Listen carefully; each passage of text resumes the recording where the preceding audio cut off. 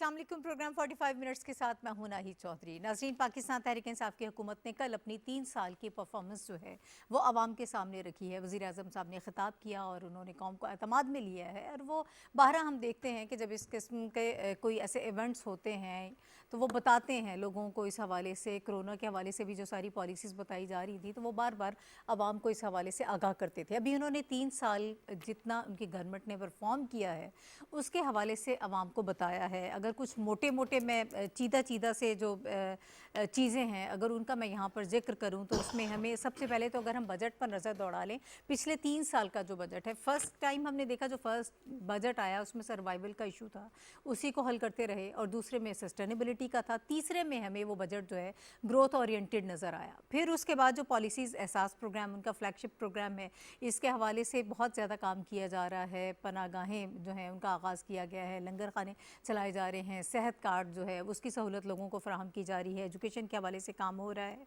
Housing projects जो हैं वो शुरू किए गए हैं और आवाम को ऐसा जो है वो लोन दिया जा रहा है जिसका बहुत कम मार्कअप होगा ताकि वो अपने घर भी बना सकें, बिज़नेस भी जो है वो अपना शुरू कर सकें। हमारी एक्सपोर्ट्स में ख़ासा इजाफा देखने में आया है, बल्कि IT सेक्टर में $2 अरब की एक्सपोर्ट्स जो हैं वो हमारी इस वक्त देखने में आ रही हैं। ओवरऑल इस हवाले से टेक्सटाइल सेक्टर को जिस तरह से अपने कदमों पर खड़ा कर दिया, ये एक बड़ी कामयाबी है। और इसके अलावा ऑटोमोबाइल इंडस्ट्री की तरफ से भी बड़ी हमें अच्छी खबरें मिल रही हैं। लोगों ने पिछले दिनों जब हम कोविड की वजह से पूरी दुनिया की इकॉनमी जो है वो बड़े बुरे हालात का शिकार थी, उन दिनों में भी हमने इकॉनमी को संभाला दिया और हमारे यहाँ लोगों ने बड़ी तादाद में लोगों ने बाइक्स और गाड़ियाँ वगैरह जो हैं वो ख़रीदी हैं। और इसके अलावा जो हमारे बैरून मुल्क लोग रहते हैं उन ओवरसीज़ पाकिस्तानीज़ के हवाले से बड़ी कोशिश की जा रही है कि उनको वोट का हक़ भी दिया जाए। इंतखाबी इस्लाहात भी एक बड़ा अहम कदम है जो गवर्नमेंट उठाने की कोशिश कर रही है। EVMs के हवाले से अगर हम बात करें तो वो भी एक मॉडल पेश कर दिया गया है और अब अपोजिशन को भी दावत दी जा रही है कि वो इलेक्शन रिफॉर्म्स की तरफ जाएं और इस पर काम करें। यकसा कौमी निसाब तालीम जिसकी बहुत ज़्यादा ज़रूरत थी, उसके हवाले से जो है पहली मरतबा हमें नज़र आ रहा है कि ग्राउंड में काम हो गया और पहली से लेकर 5वीं तक जो है वो एक ही जैसा निसाब जो है वो हमें नज़र आ रहा है, उसको इम्प्लीमेंट कर लिया गया है। डैम्स का इशू बहुत बड़ा इशू था पाकिस्तान का, उस पर भी काम किया जा रहा है। यानी बहुत सारी ऐसी चीज़ें हैं जिस पर गवर्नमेंट काम कर रही है, वज़ीर आज़म साहब ने बताया भी है। और अब मैं सबसे आखिर में जो बहुत अहम इशू है इकॉनमी के बाद मुझे ये महसूस होता है वो क्लाइमेट चेंज का इशू है। उसके हवाले से इतनी जो है पहले अंडरस्टैंडिंग बेहतर नहीं थी। बाकी जो गवर्नमेंट्स हैं वो उस पर बात तो करती रही, लेकिन शायद ये एहसास होगा कि लोग इसको इतना समझते नहीं हैं तो इस पर वोट हमें नहीं मिलेगा, तो हर कोई अपने वोट बैंक की बात करता है। इमरान खान साहब जो है वो हुकूमत में आने से पहले भी ये वाहिद लीडर हैं पाकिस्तान में जो इस पर बहुत ज़्यादा बात कर रहे थे और इस मौसमियाती तब्दीली को वो समझ रहे थे कि ये इशू क्या है और लोगों को इस हवाले से जो है हसासियत वहाँ पर होनी चाहिए। अब इनकी गवर्नमेंट जो है इस हवाले से इकदाम कर रही है और जिस तरह से शजरकारी की जा रही है, KPK में हमने देखा कि जिस तरह से 1 अरब दरख्त लगाए गए और अब 10 अरब का जो टारगेट है वो रखा गया है, पूरे मुल्क में लगाए जाएंगे अगले 2 साल और है इस गवर्नमेंट के। उसके दौरान अगर 50% भी उसका अचीव हो जाता है तो ये एक बहुत बड़ी कामयाबी होगी पाकिस्तान के लिए। और ये सारे जो पैटर्न्स तब्दील हो रहे हैं मौसमों के, उसके हवाले से पाकिस्तान भी जो है वो बुरी तरह से इससे मुतासिर हो रहा है। हालांकि अगर पाकिस्तान की हम बात करें तो हमारा कोई इंडस्ट्रियल जोन नहीं है या कोई इस किस्म का हमारा इलाका नहीं है, हम तो अपनी ज़राअत पर चलते हैं। 70% हमारा उसके ऊपर दारोमदार होता है, लेकिन इसके बावजूद जो है हम बुरी तरह से मुतासिर हो रहे हैं। कार्बन एमिशंस में हमारा तो ज़ीरो, हमारा 0.1 भी उसमें हमारी प्रोडक्शन नहीं है, उतना भी हमारा हिस्सा नहीं है। लेकिन अब ओवरऑल इसको कैसे लेकर आगे बढ़ा जाएगा, ग्रीन इकॉनमी की गवर्नमेंट बात कर रही है, उसके लिए क्या इकदाम उठाए जाएंगे, उसका इम्पैक्ट क्या आएगा, इंटरनेशनली जो पाकिस्तान कोशिशें कर रहा है वो उसको कैसे देख रहे हैं, ये तमाम चीज़ें हम आज के प्रोग्राम में डिस्कस करेंगे। और जो लोग मुझे इस वक्त ज्वाइन कर रहे हैं मैं उनका इंट्रोडक्शन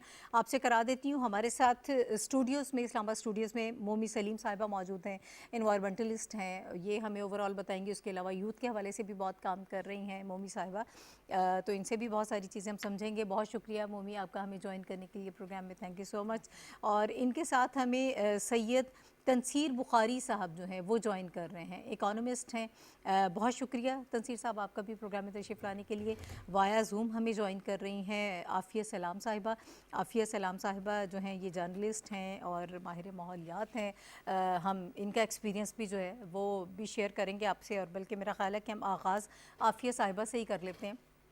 आफ़िया साहिबा, सबसे पहले तो अभी जो गवर्नमेंट ने 3 साल में जो सारा काम किया है, जो इक़दामात उठाए हैं, हमारे मुल्क में जिस तरह से ज़ोरों शोर पे इस पे काम हो रहा है, हालांकि हम वल्नरेबल तो हैं लेकिन हमारा प्रोडक्शन में इतना हिस्सा नहीं है, हम इतना ज़्यादा ख़राब नहीं कर रहे हैं माहौल को, लेकिन इसके बावजूद हमारे यहाँ जो अंडरस्टैंडिंग है वो बहुत गहरी है, हम इस पे काम बहुत ज़ोरों शोर से कर रहे हैं। मैं चाहूँगी कि पहले इस अंडरस्टैंडिंग के हवाले से बात कर लीजिएगा और जो हम काम कर रहे हैं उसको किस कदर हमें अप्रिशिएट करना चाहिए। देखिए, हम जितने ज़्यादा वल्नरेबल हैं, मेरा नहीं ख्याल कि उसकी इतनी ज़्यादा अंडरस्टैंडिंग है अभी भी, वरना काम तो और ज़्यादा होना चाहिए था। ओके। आप देखिए, जो आम माहौल है उसमें लोगों को कहाँ इस चीज़ का इदराक है कि हमारे लिए क्या खतरात हैं। हमें किस तरह से अपनी जो एक जिसको कहते हैं ना लाइफस्टाइल चेंजेस करने चाहिए। हमें अपने काम करने के तरीके को बदलना चाहिए, या हमें अपनी जो कंजम्पशन का तरीका है, जो चीज़ें हम इस्तेमाल करते हैं, उसके इस्तेमाल में तब्दीली लानी चाहिए, उसके इस्तेमाल में कमी लानी चाहिए। ठीक है। हमें जो कुदरती तरीके हैं काम करने के, जो चीज़ें उगाने के, उनको हासिल करने के और बचाने के, उनके करीब तर होने की ज़रूरत है। हम्म। तो उसका आम सतह पे तो इदराक नहीं है, आपको मीडिया में भी उसकी इतनी ज़्यादा बात नज़र नहीं आती है। डिज़ास्टर के वक्त होता है इन तमाम चीज़ों के ऊपर डिस्कशन। तो मेरे तो ख्याल में एक बहुत बड़ा गैप है जिसे फिल करने की ज़रूरत है अभी भी।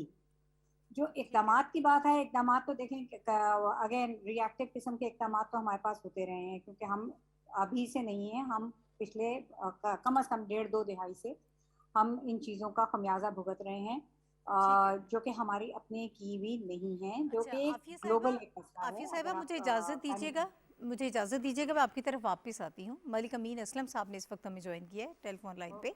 अब मुशीर है वज़ीर आज़म की बराए मौसमियाती तब्दीली। अस्सलाम वालेकुम मलिक अमीन साहब। जी, वालेकुम सलाम जी। सर मुझे ये बताइएगा, 3 साल की परफॉर्मेंस जो है वो आप गवर्नमेंट अब आवाम के सामने रख रही है, उन्हें बता रहे हैं। ओवरऑल भी मैं ये चाहूँगी कि थोड़ा सा आप डिस्कस कर लीजिएगा, हमें बताइएगा कि इस वक्त की जो 3 साल की परफॉर्मेंस है, अगर उसको एक आम आदमी देखता है, एक आम आदमी उसको समझना चाहता है, तो उसको आप कैसे उसके सामने रखते हैं। फिर उसके बाद हम ज़रा क्लाइमेट चेंज के हवाले से चलते हैं कि उस वक्त जो इकदाम आप कर रहे हैं उसके हवाले से भी हमें आगाह कीजिए। देखें, हम जो हमारी 3 साल की परफॉर्मेंस है उसमें अगर आप देखें तो सबसे बड़ी बात यह है कि पाकिस्तान की जो सिमत है उसको सही सिमत में डाल के तब्दील कर दिया गया है। ठीक है। और जो इमरान खान साहब तब्दीली की बात करते थे, वो यही तब्दीली है कि पाकिस्तान को हमने एक सही डायरेक्शन दे दी है और उस तरफ नामजद कर दिया है। इसमें इक़्तिसादी तौर पर भी अगर आप देखें, एक ऐसा मुल्क जो कि कर्जों के चक्करे में चुंगल में फंसा हुआ था और शाह खर्चियों के ऊपर चल रहा था, उसके ऊपर ब्रेक लगाई और उसको उसकी डायरेक्शन ठीक की है। और आज पाकिस्तान में चल रहा है, उस डायरेक्शन में जा रहा है जहाँ पे अपने पैरों पे खड़ा हो। इस तरह आप कौमी तौर पर देखिए तो पाकिस्तान ऐसा मुल्क था जिस हर किसी से डिक्टेशन ले रहा होता था, लेकिन अब ये वो मुल्क है जो खुददारी के साथ आगे बढ़ रहा है और अपनी अपनी ट्रस्ट के साथ अपने पैरों पे खुद खड़ा होकर आगे जा रहा है। तीसरा, यहाँ पर इंसानियत का सबक दिया गया है और वो तबके जो कि बिल्कुल रडार से निकले हुए थे, उन तबकों को दोबारा हुकूमत ने अपने रडार पर लाई और जो एहसास का पूरा प्रोग्राम है वो इसकी ऊपर होने से। और इसी के साथ साथ जो हमारा जो क्लाइमेट चेंज का एजेंडा है, माहौलियात, ये एक ऐसा एजेंडा था जो कि पिछली हुकूमतों के रडार पे नहीं आता था, जी। लेकिन हमारी हुकूमत ने ना सिर्फ उसको एक अपना फोकस बनाया है कि पाकिस्तान को हमने क्लीन एंड ग्रीन बनाना है और उसके तहत हमने बहुत सारे इकदाम किए, बल्कि ये एक इंटरनेशनल लेवल पे पाकिस्तान की पहचान बन चुका है। और ये सिर्फ 3 साल में किसी मुल्क का ये करना बहुत बड़ी अचीवमेंट है कि एक पूरा इम्प्रेशन अपने मुल्क का चेंज कर दिया इंटरनेशनल लेवल पे। और आज पाकिस्तान दुनिया में एक ग्रीन इकोनॉमी और एक ग्रीन कंट्री के तौर पे माना जाता है। ठीक है सर, मुझे वो बताइएगा, ख़ास जो इकदामात इस वक्त आप स्पेशली कर रहे हैं, क्लीन एंड ग्रीन पाकिस्तान के हवाले से बात हो रही है, ग्रीन इकोनॉमी के हवाले से बात हो रही है, ग्रीन जॉब्स की बात आप लोग कर रहे हैं, तो इसका इकोनॉमी पे क्या इम्पैक्ट होगा, आप लोग किस हद तक इसमें कामयाब हो चुके हैं, ज़रा इस हवाले से भी हमें ब्रीफ कर दें। देखिए, इकोनॉमी का ऐसे डायरेक्ट ताल्लुक है क्योंकि जो हम काम कर रहे हैं उसमें डायरेक्टली ग्रीन जॉब ग्राउंड पे दिए जा रहे हैं। जी। अगर हम दरख्त लगा रहे हैं तो उसमें नर्सरी लग रही हैं, उसके अंदर फॉरेस्ट प्रोटेक्शन गार्ड्स लग रहे हैं, उसके अंदर आग से बचाने के लिए गार्ड्स लग रहे हैं, उसमें जो हमारे प्लांटेशन हैं उनकी प्रोटेक्शन के लिए गार्ड्स लग रही हैं। ये तमाम नौकरियां पैदा कर रही हैं और ये यही इसका कनेक्शन है विद ग्रीन इकोनॉमी। इस ग्रीन इकोनॉमी का मतलब ये होता है कि आप इकोनॉमी की सिमत को भी तब्दील करें और उसके अंदर नौकरियां पैदा करें, रोजगार के मौके पैदा करें और उसके साथ साथ एक नया फ्रेमवर्क पैदा करें डेवलपमेंट का। तो ये नया फ्रेमवर्क डेवलपमेंट का पाकिस्तान ने करके दिखाया है और इसमें हमने नेचर में इन्वेस्ट करके ये किया है। और नेचर की इन्वेस्टमेंट के साथ आप देख सकते हैं कि नेचर जो है वो आपको दोबारा पे बैक करता है। और यही वजह है कि आज पाकिस्तान दुनिया में एक मॉडल के तौर पे उभरा है कि दुनिया ने देखा है कि पाकिस्तान एक वाहिद डेवलपिंग मुल्क है जिसने इस इशू के ऊपर ग्राउंड के ऊपर एक्शन करके दिखाया है। जैसा दरख्त लगाने का मनसूबा उसको ग्राउंड पे करके दिखा रहे हैं।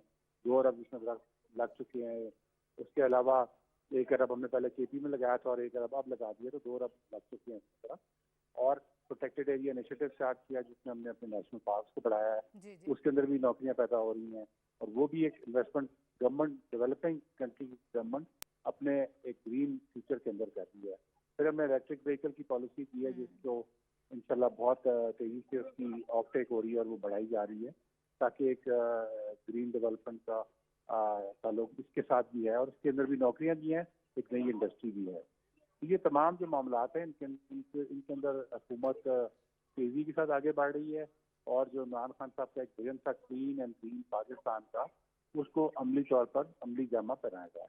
ठीक है, मलिक अमीन साहब ये बताइएगा हमारा कितना फॉरेस्ट एरिया है जो अब तक आप लोगों ने रिट्रीव किया है? ये बहुत बुरी तरह से हमारे सारे जंगलात जो हैं वो मुतासिर हो रहे थे। इस हवाले से हमें बताएं। टिम्बर माफिया तो एक यानी वो एक इटसेल्फ बहुत बड़ा चैलेंज है, उसको कैसे आप लोग निमट रहे हैं? ये तो इस बड़े चैलेंज के हवाले से हमें ये बताइएगा।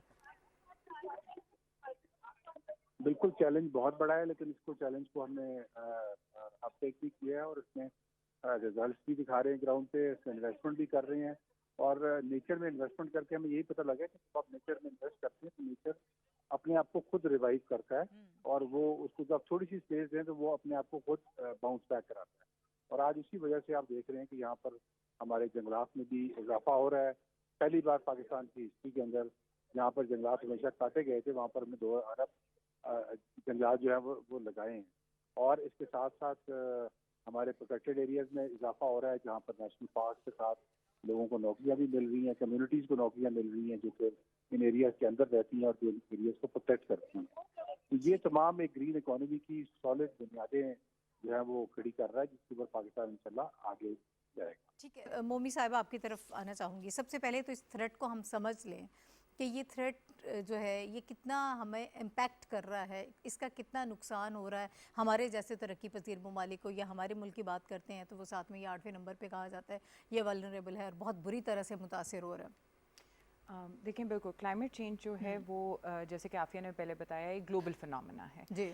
लेकिन सबसे ज़्यादा इसका इम्पैक्ट जो है और सबसे ज़्यादा जो वल्नरेबल कंट्रीज़ हैं वो आपकी डेवलपिंग कंट्रीज़ हैं। उसकी वजह ये है कि आप वल्नरेबिलिटी सिर्फ इस तरह मेजर नहीं करते हैं कि उसके ऊपर इम्पैक्ट कितना आ रहा है बट वो प्रिपेयर्ड कितने हैं। तो क्योंकि आपके पास ऑफ कोर्स आपकी इकोनॉमी इतनी स्ट्रांग नहीं है और आपकी प्रिपेयर्डनेस इतनी नहीं है तो जब डिजास्टर्स आते हैं तो ऑफ कोर्स आपका नुकसान ज़्यादा होता है। दूसरे तौर पर अगर देखा जाए तो हमारी एग्रेरियन सोसाइटी है, अगर देखा जाए तो ज़्यादा एग्रीकल्चर के साथ हम एसोसिएटेड हैं। तो जब आपका मौसमियाती तब्दीली आती है और आपके टेम्परेचर्स जो है वो फ्लक्चुएट करते हैं और अनप्रिडिक्टेबल होते हैं। देखें क्लाइमेट चेंज प्रिडिक्टेबल नहीं है, क्लाइमेट चेंज बहुत अनप्रिडिक्टेबल है।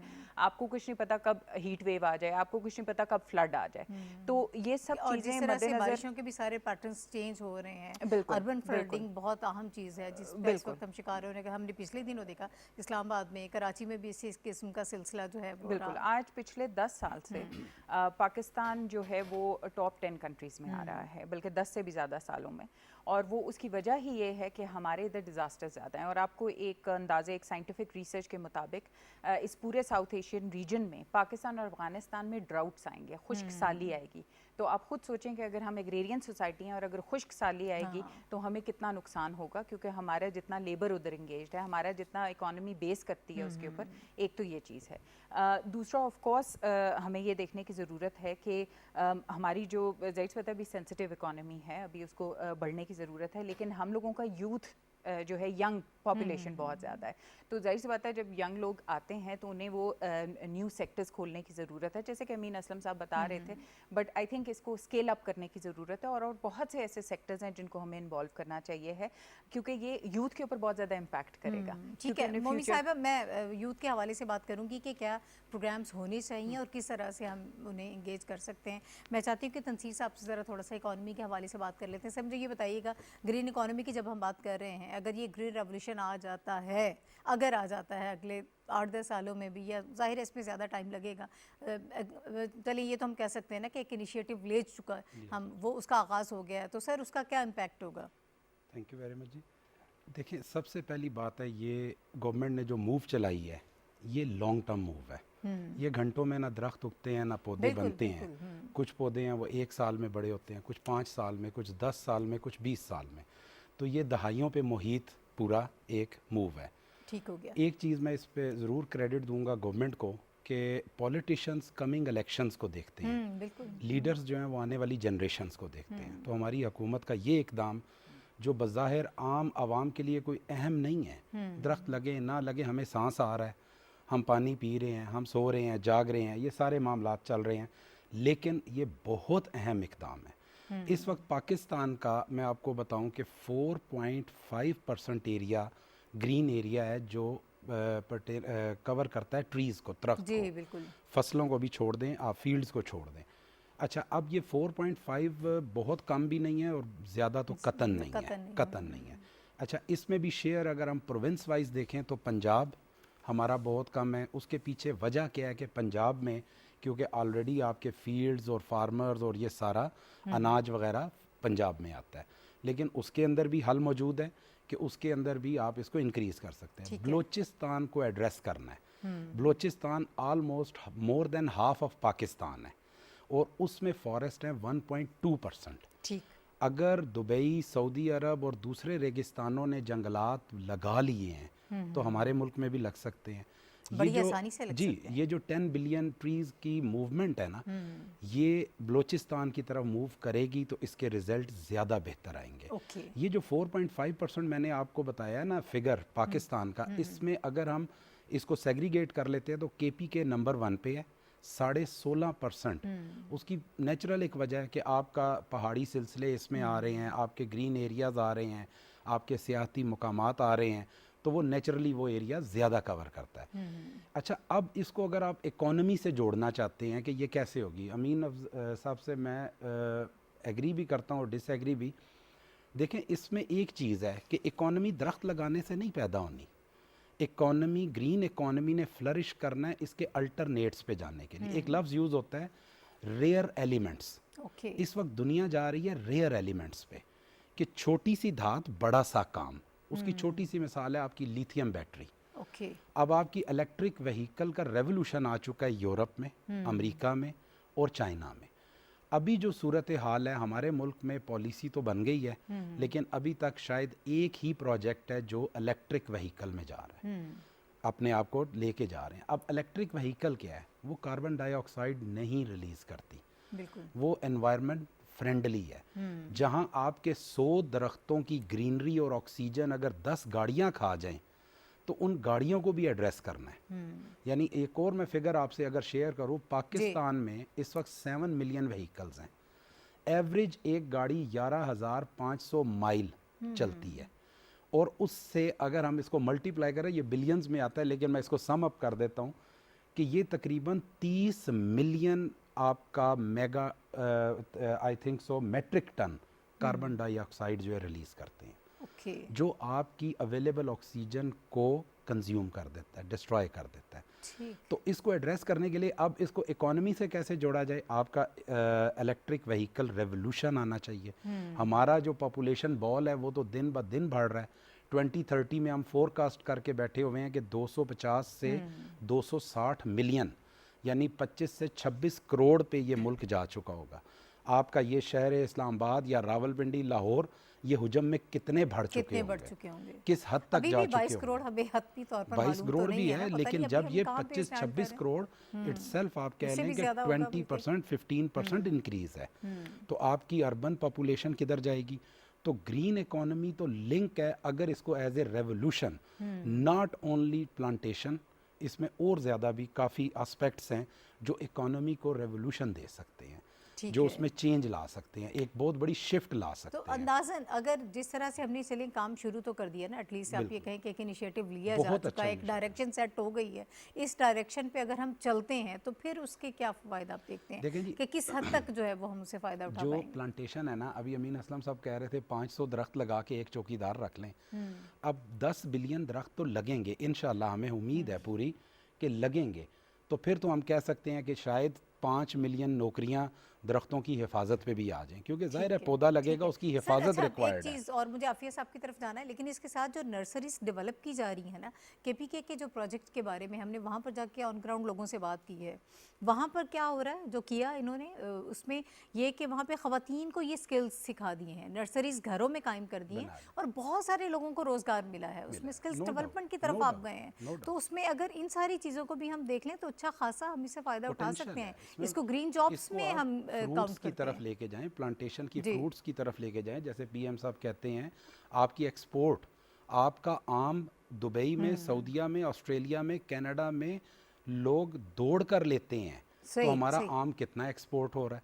ठीक है। अच्छा, मेरा ख्याल है कि ज़राअत के हवाले से भी हमें बात करनी चाहिए ये भी ग्रीन स्पेसिफिकली, से वो मैं लिंक है। आपकी तरफ आती हाँ, हूँ, वो ये उस भी पे हम ग्रीन से जी लिंक जी है। बिल्कुल। आफिया साहिबा की तरफ मैं चलती हूँ। आफिया साहिबा, आपने कहा कि अभी भी जितनी अंडरस्टैंडिंग होनी चाहिए या जितनी हसासियत होनी चाहिए उतनी है नहीं, गवर्नमेंट इकदाम कर रही है। पहली बात तो ये है कि आवाम को किस तरह से हम इसमें शामिल कर सकते हैं, कैसे ऑन बोर्ड ले सकते हैं, उन्हें बता सकते हैं कि इसकी हसासियत क्या है, किस तरह से इसकी तरफ आपने राग़िब होना है।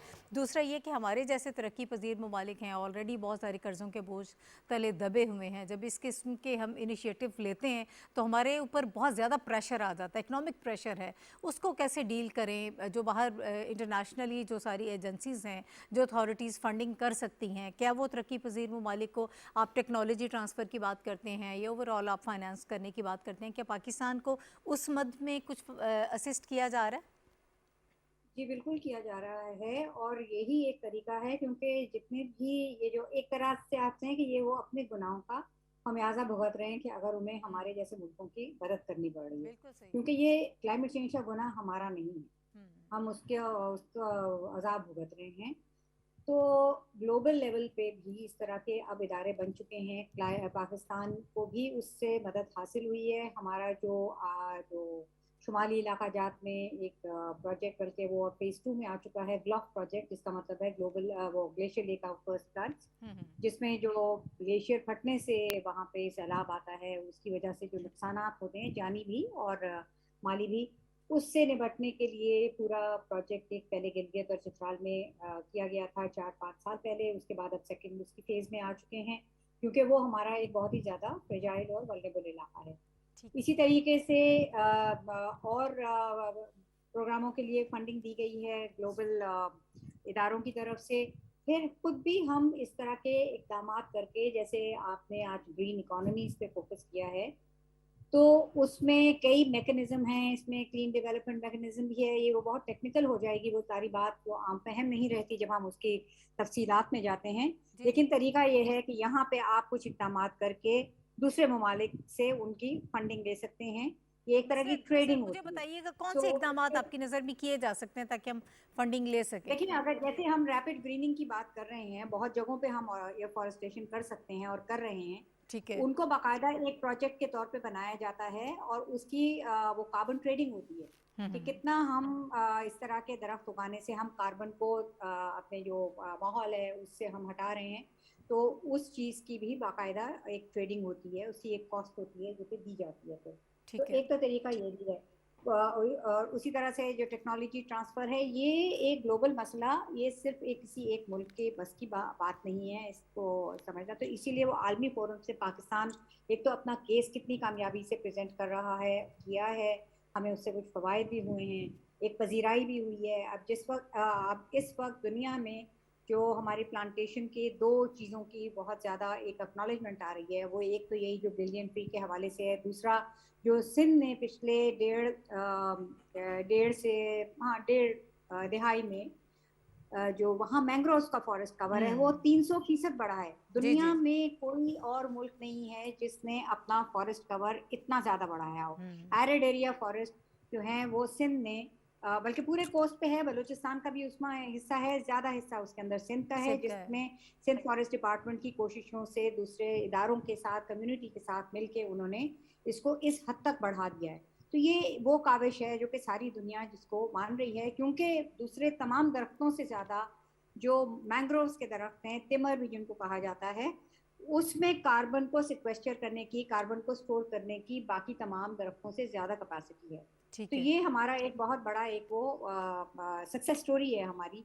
और वो भी इसमें खवातीन नर्सरीज उसमें रेस कर रही हैं, खवातीन बीज जमा करती हैं, खवातीन वहाँ पे जाके उनकी हिफाजत भी करती हैं अपनी बाकी तमाम जिम्मेदारियों के अलावा।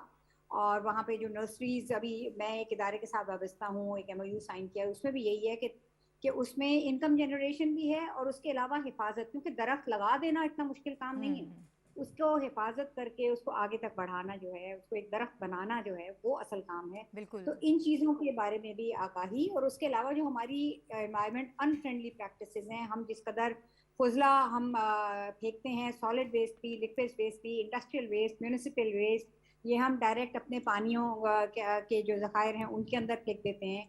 फिर पानी का बेदरेक इस्तेमाल, अभी तक 2000 मतलब हम 21 में हैं और अभी भी हमारे यहाँ जो हमारा ज़राई तबका है वो फ्लड इरिगेशन करता है, और उसके बाद फिर हम रोते फिरते हैं कि ये पानी कम होगा, पाकिस्तान जो है वो प्यासा मर जाएगा। नहीं, पाकिस्तान के सिस्टम में पानी हमारे पाकिस्तानियों के लिए काफ़ी है, डिस्पाइट हमारी जो पॉपुलेशन बॉम्ब है उसके। हम उसको सही इस्तेमाल नहीं करते, उसको सही डिस्ट्रीब्यूट नहीं करते, और उसमें हम जो एक क्लाइमेट जस्टिस का एंगल है उस पर हमें बात करने की ज़रूरत है कि तमाम लोगों के लिए एक मुनसिफाना वसाइल मौजूद होने चाहिए। ये नहीं होना चाहिए कि किसी के लिए बहुत ज़्यादा पानी है ज़ाया करने के लिए और किसी को जो उनकी बुनियादी एक ज़रूरत है उसके लिए भी पानी मैसर नहीं है। सही है। तो इन चीज़ों के ऊपर भी तवज्जो देने की ज़रूरत है। ठीक है जी, ठीक है, आपकी सजेशंस आ गई हैं। मोमी सलीम साहब, मुझे ये बताइएगा, कामयाब जवान के तहत जो हैं प्रोजेक्ट्स किए जा रहे हैं, अभी हम यूथ की भी बात कर रहे थे, तो उसमें ग्रीन यूथ मूवमेंट के हवाले से भी बड़ा काम हो रहा है। ये भी एक बड़ा ज़बरदस्त किस्म का इनिशिएटिव है जो लिया जा रहा है। इसका कुछ आइडिया, कॉन्सेप्ट आप हमसे शेयर कर सकें कि किस तरह से आप लोग इस पर काम कर रहे हैं? जी ज़रूर। पहले तो मैं थोड़ा सा ग्रीन इकोनॉमी के बारे में ब्रीफली बता दूं, क्योंकि आई थिंक ये बहुत इनिशिएटिव लिंक्ड है ग्रीन इकोनॉमी के साथ। और जैसे कि इन्होंने कहा कि और भी सेक्टर्स खुलने चाहिए और बहुत डीपर हमें जाना चाहिए इसमें। देखिए, ग्रीन इकोनॉमी जो है Rio+20 में ये इंट्रोड्यूस किया गया था UN की तरफ से एक कॉन्सेप्ट, ठीक है। इस कॉन्सेप्ट का मतलब ये है कि आप अपनी कार्बन को डी लिंक करें इकोनॉमी के साथ। उसके अलावा आप जो है, जिसका मतलब ये है कि आप फॉसिल बेस्ड जो आप तेल और इसके ऊपर आप अपनी एनर्जी बेस करते हैं जिससे एमिशन ज़्यादा होती हैं, एक तो पहले आप वो ख़त्म करें, रिन्यूएबल्स की तरफ जाएं, और अभी आपको पता है हमारा सिर्फ हार्डली 2% हम रिन्यूएबल्स के ऊपर हैं।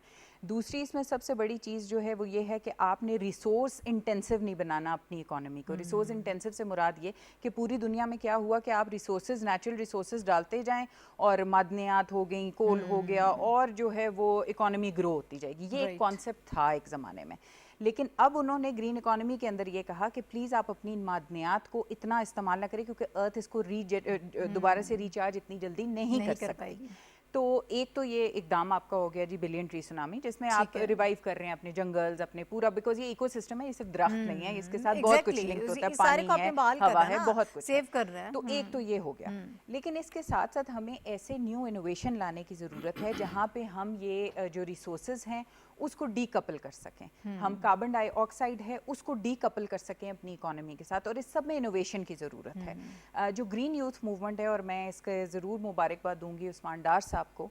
मैंने आज से 2 साल पहले उनके साथ इस चीज़ के ऊपर काम किया, and he was very welcoming. उन्होंने कहा जी आप कॉन्सेप्ट दें, तो मैंने पूरा जो है प्रोग्राम बना के दिया, और अब वो जो है इम्प्लीमेंटेशन की तरफ जा रहा है। अभी आई थिंक 2-3 महीने हुए हैं। उसके अंदर बेसिकली हम स्मॉल ग्रांट्स दे रहे हैं यूनिवर्सिटी के बच्चों को, ताकि वो जो भी आपकी इको इनोवेशन कर सकें, एनवायरनमेंट रिलेटेड इनोवेशन कर सकें। मिसाल के तौर पे अगर आपका रिन्यूएबल है, ये भी किसी ने इनोवेट किया होगा ना बाय वेस्टर्न कंट्रीज में, लेकिन और बहुत सी ऐसी चीज़ें, जैसे अभी हम ई व्हीकल की बात करते हैं, आपको पता है रिसर्च नहीं हो रही है, हाइड्रोजन के ऊपर आपकी ट्रांसपोर्ट चल सकती है, जो जर्मनी ने ट्रेन चलाई है पूरी। अभी हम उस तरफ नहीं जा रहे हैं, क्यों? क्योंकि देखें इलेक्ट्रिक व्हीकल क्या करेगी, मुझे बहुत अच्छी एक सोच है, लेकिन अगर आप इसको मास ट्रांजिट में नहीं ट्रांसलेट करेंगे ना, मतलब अगर आप इंडिविजुअल गाड़ियों को ही इलेक्ट्रिक करते जाएंगे तो आप क्या करें, आप अपना फुटप्रिंट कार्बन ट्रांसपोर्ट से लेकर एनर्जी प्रोडक्शन पे दे रहे हैं, हमारा 2% रिन्यूएबल पे है।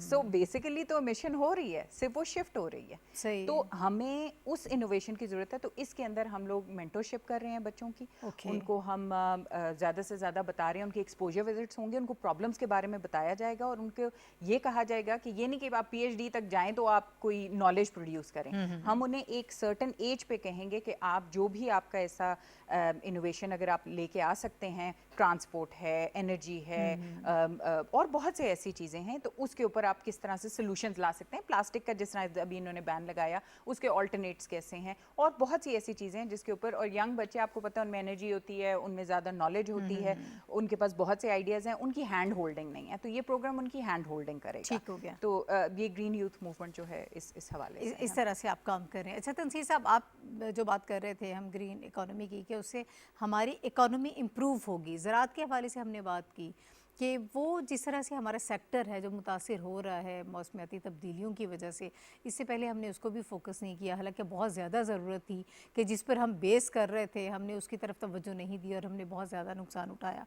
वहाँ पर बहुत सारी जॉब्स क्रिएट हो सकती थी और हो रही हैं अभी भी जो इस पर काम हो रहा है। तो ज़रा सर इस पर मुझे थोड़ा सा रहनुमाई फरमाएँ कि वहाँ क्या किया जा सकता है मज़ीद, अभी इस वक्त जो इकदाम किए जा रहे हैं उसके अलावा।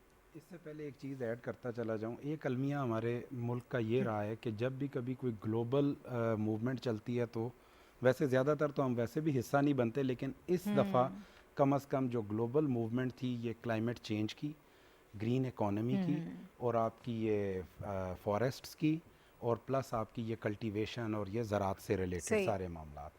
तो इस हुकूमत को क्रेडिट जाता है कि उन्होंने इस मूव का अपने आप को हिस्सा बनाया।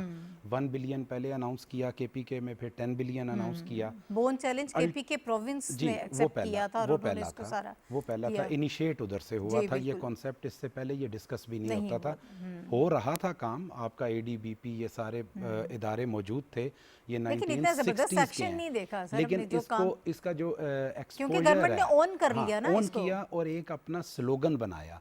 हमेशा इंसान कामयाबी उस वक्त पाता है जब अपना कुछ स्लोगन बिल्ड करता है और उस स्लोगन को मीट करने के लिए वो अपनी तमाम तर तवानाइयाँ लगाता है। सही है। मैंने अलमिया से इसलिए जोड़ा कि यूरोप, अमेरिका, चाइना ने 150 साल तो कोयला भी जलाया, पेट्रोल भी जलाया।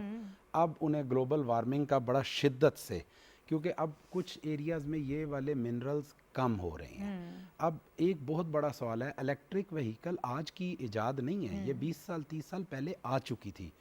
अब ग्लोबल प्लेयर्स इन्वॉल्व होते हैं। ग्लोबल प्लेयर्स इस तरह इन्वॉल्व हैं कि जिनके पास पेट्रोल के ज़खायर हैं, अगर ये सारा वर्ल्ड ट्रांसफॉर्म कर गया, शिफ्ट कर गया इलेक्ट्रिक या सोलर या इस किस्म की एनर्जी के ऊपर, जो 0.001% से ज़्यादा नहीं है उसमें एमिशन कार्बन की। ठीक है। मैं एक चीज़ दुरुस्त कर दूं कि पेट्रोल, डीजल, कोयला ये वो चीज़ है जो कि आपके करीब अगर उसका एग्जॉस्ट आ रहा है तो आपका सांस लेना दूभर हो जाता है, ये वो डेंजरस है। जबकि ये जो टेक्नोलॉजी है, ये अगर हम इसकी शिफ्ट लेके आते हैं, इससे आपके रोज़गार बढ़ेंगे। बिल्कुल। अभी एक खुशाइन चीज़ है, इस हुकूमत ने ऑटोमोबाइल पॉलिसी में बहुत रिलैक्सेशंस दी, आपके नए इन्वेस्टर्स, नए प्लेयर्स आए हैं। इसी के साथ एक खुशाइन चीज़ है, इकोनॉमी के एंगल से इन्होंने इलेक्ट्रिक व्हीकल को 1% sales tax, 1% sales tax, whereas all commodities pay 17% sales tax charge किया जाता है।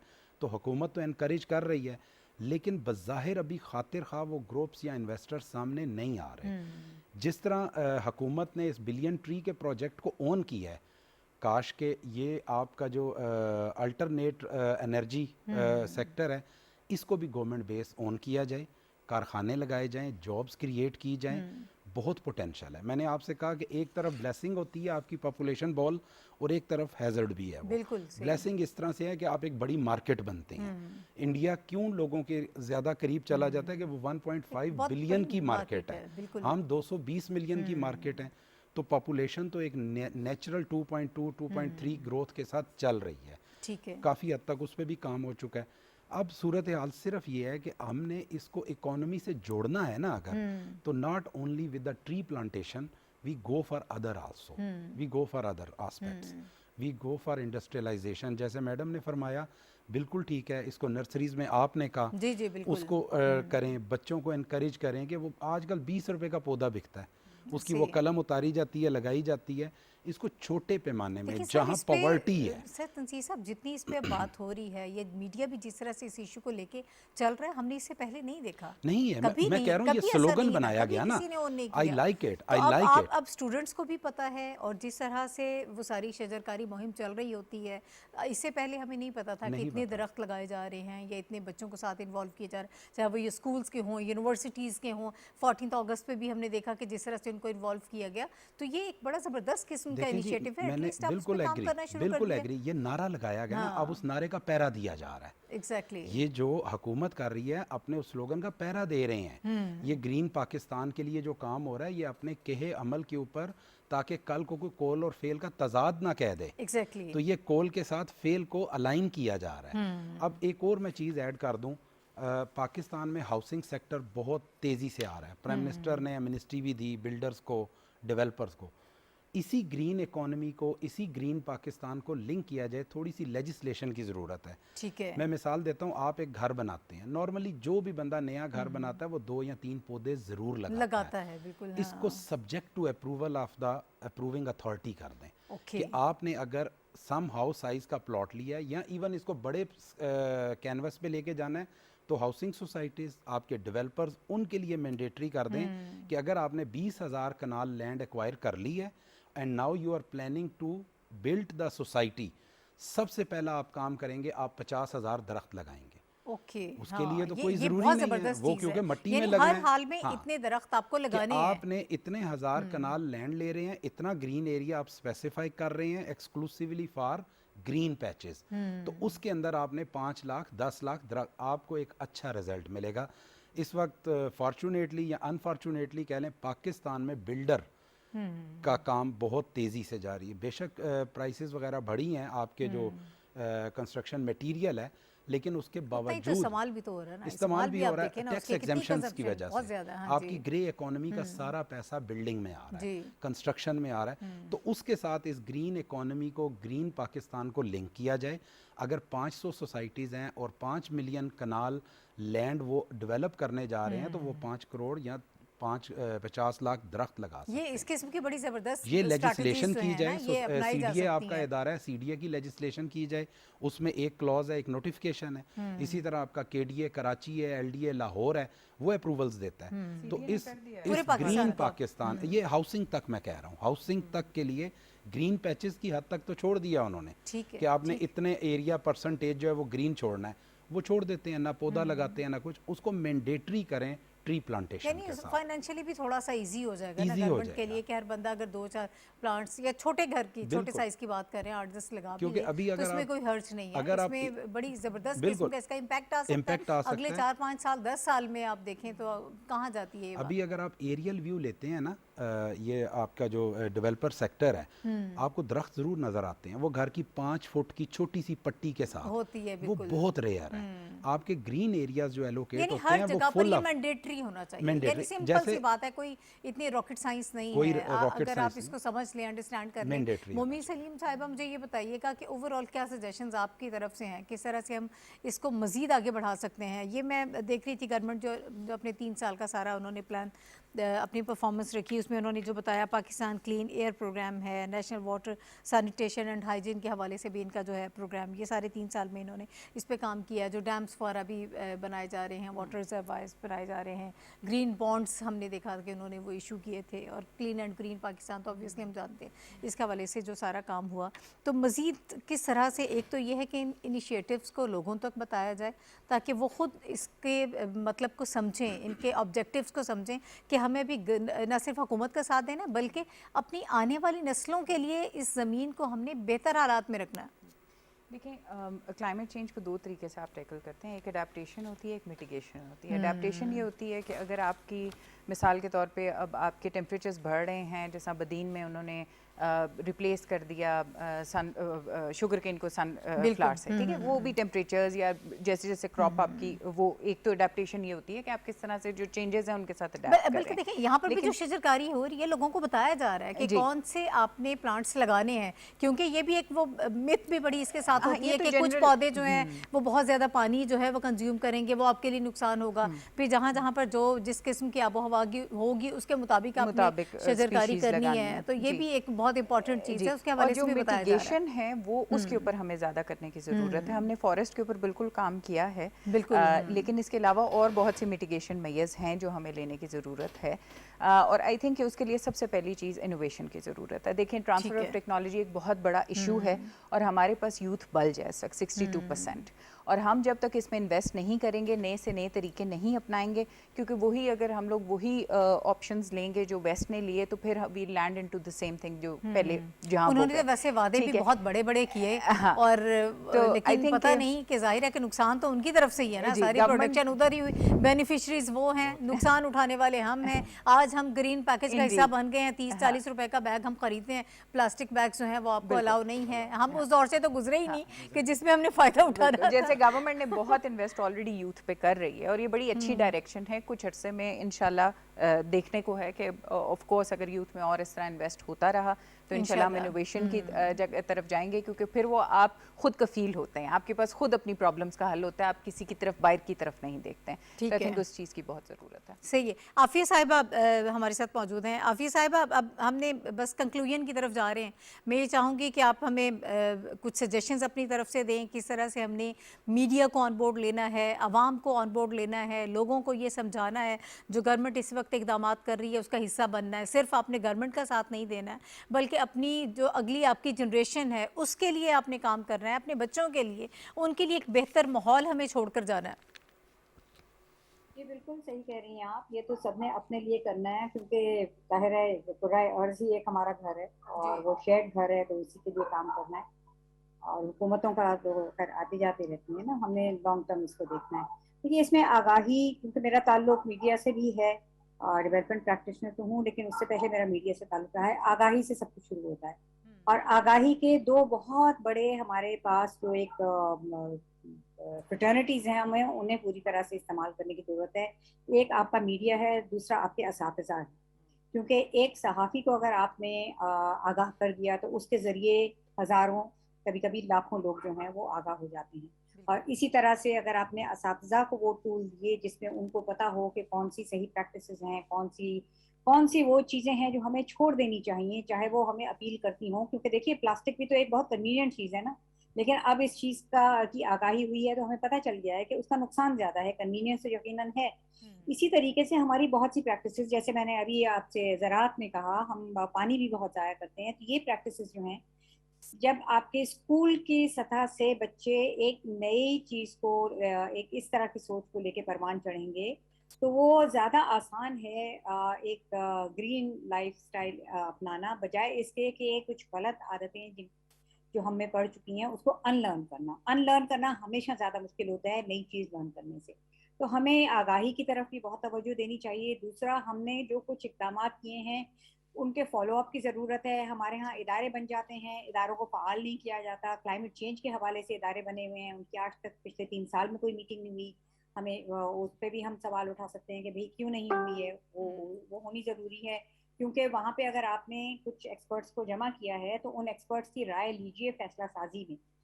और उसके अलावा हमें कम्युनिटी बेस्ड इनिशिएटिव बहुत ज़्यादा ज़रूरत है। लोगों को जब तक आगाही नहीं होगी, ये भी हम याद रखें कि हमारे यहाँ नाख्वानदगा लोग बहुत ज़्यादा हैं। हम सिर्फ स्कूलों के ऊपर नहीं रिलाई कर सकते, हमें हर जो मौका मिलता है, जो पॉइंट ऑफ कांटेक्ट है, और उसमें कम्युनिटी बेस्ड ऑर्गेनाइजेशंस हैं, एनजीओस हैं, वो तमाम आपके जो आपकी ब्यूरोक्रेसी के टॉप से लेकर नीचे तक के लेवल के जो आपके ऑफिशियल्स हैं, उन सबकी ये मैंडेट होनी चाहिए कि वो इस तरह के इक़दाम के बारे में जो उनके साथ इन टच होता है, जिस लेवल पे होता है, उन तक आगाही पहुंचाएं। ठीक है। वो उस किस्म के इक़दाम को आगे लेके आएँ जो कि ग्रीन किस्म के इक़दाम होते हैं। आपने अभी इन्होंने बहुत अच्छी सजेशन दी तंसीर साहब ने कि जो हाउसिंग सोसाइटी हैं वहाँ के एक खास परसेंटेज जो है उसके रकबे का उसको मुख्तस कर दिया जाए ग्रीनिंग के लिए।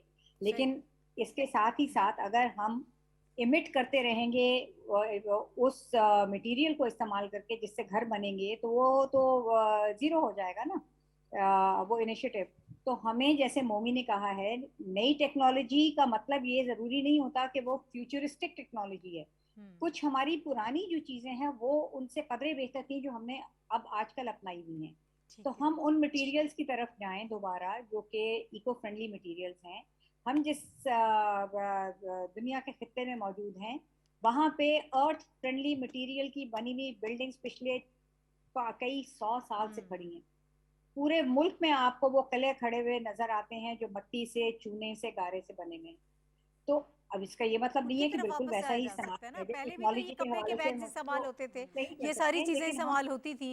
हम तो जितने मॉडर्निज्म की करते तरफ जाते गए, अब दोबारा फिर हम वापस जो है वो रिवर्स हमारा, और वही टीचर सस्टेनेबल अगर जो चीजें बेहतर हैं वो चीज वही है, है। मॉडर्निज्म की है, तो वो हमें ड्रॉप कर देनी चाहिए। इसमें कोई अपनी गलती मान के कबाहत नहीं किसी है। अपनी स्किल्स को सही करने में कोई शर्म नहीं होनी चाहिए। जी बिल्कुल सही, बिल्कुल दुरुस्त आपने कहा। नाज़रीन, बड़ा अहम टॉपिक हमारा आज का, जिसके हवाले से हम बात कर रहे थे, क्लाइमेट चेंज के हवाले से, ग्रीन इकोनॉमी के हवाले से। मलिक अमीन असलम साहब ने हमें ज्वाइन किया था, उसके अलावा मोमी सलीम साहिबा मेरे साथ मौजूद रही हैं, सैयद तंसीर बुखारी साहब ने हमें वक्त दिया, और आफिया सलाम साहिबा हमारे साथ मौजूद थी। बहुत सारी चीज़ें हमने डिस्कस की हैं। गवर्नमेंट जो इनिशिएटिव ले रही है, एक बहुत ज़बरदस्त किस्म के जो हैं प्रोजेक्ट्स सामने आ रहे हैं, क्लाइमेट चेंज के हवाले से जो काम हो रहा है। एक बड़ा एक कंसर्न होता था इससे पहले, कई साल हो गए जिस इस पे बात भी होती थी कि जंगलात का रकबा हमारा बहुत कम हो रहा है, वो श्रिंक हो रहा है सारा। लेकिन जब से ये WWF की एक रिपोर्ट ने फिर हमें बताया कि जब KPK में बिलियन ट्री सुनामी का आगाज़ हुआ तो 6% रकबा जो जंगलात का है वो हमने अपना रिट्रीव किया। उसके बाद 1 अरब दरख्त और लगाए जा चुके हैं। तो इसका मतलब है इसमें मज़ीद इजाफा हुआ है कि हमने अपने जंगलात का रकबा जो है उसको हम बचा रहे हैं, और इसको मज़ीद बढ़ाने की भी कोशिश कर रहे हैं। नेशनल पार्क्स बना रहे हैं, और 10 अरब दरख्त अगर मैं ये कहती हूँ कि अगर 50% भी हम लगा देते हैं, और इतने मुल्क में लगा दिए जाते हैं, रिन्यूएबल एनर्जी की तरफ अगर हम चले जाते हैं, इन चीज़ों को अपना लेते हैं, अपनी ज़राअत की तरफ ख़ास तौर पर जिस तरह से फोकस गवर्नमेंट ने किया हुआ है, तो यकीनन हम इससे बहुत फ़ायदा उठा सकते हैं। अब जो मगरिब ने किया, उनकी गलतियों का खमियाजा हमें आज भुगतना पड़ रहा है, लेकिन हमें ख़ुद इस किस्म की स्ट्रैटेजीज़ बनानी है ताकि इस नुकसान से हम बाहर निकल सकें। बाहर हमें ना तो फंडिंग की तरफ देखने की ज़रूरत है, ना उनका इंतज़ार होगा कि वो कब ट्रांसफ़र ऑफ टेक्नोलॉजी होगा। जो हम खुद कर सकते हैं डोमेस्टिक लेवल पर, वो हम कर भी रहे हैं, और इसको मज़ीद भी आगे इम्प्रूव करने की ज़रूरत है। आप सब हज़रात का बहुत शुक्रिया, और इसके साथ ही प्रोग्राम से नाई चौधरी को इजाज़त दीजिए। अल्लाह हाफ़िज़।